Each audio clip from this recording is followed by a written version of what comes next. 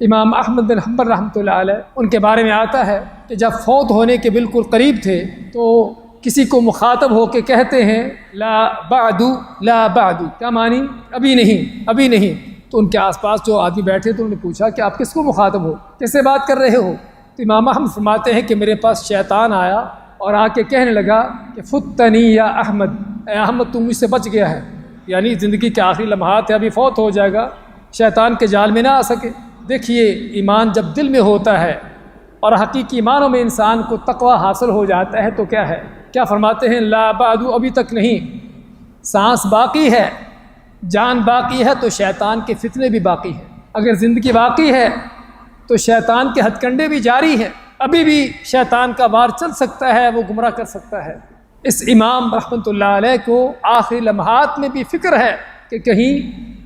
زندگی کے آخری لمحات میں ہی شیطان کے کسی ہتھ کنڈے کا شکار نہ ہو جائیں۔ اور شیطان نے جب ان کو کہا نا کہ تو بچ گیا ہے،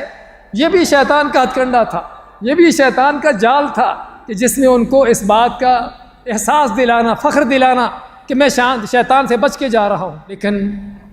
اللہ تعالیٰ جس طرح فرماتا ہے انما یخشی اللہ من عبادہ العلماء، کہ حقیقی معنوں میں اللہ سے ڈرنے والے وہی لوگ ہوتے ہیں جو علماء ہوتے ہیں۔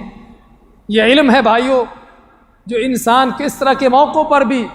اس کے سامنے چیزیں روشن کرتا ہے،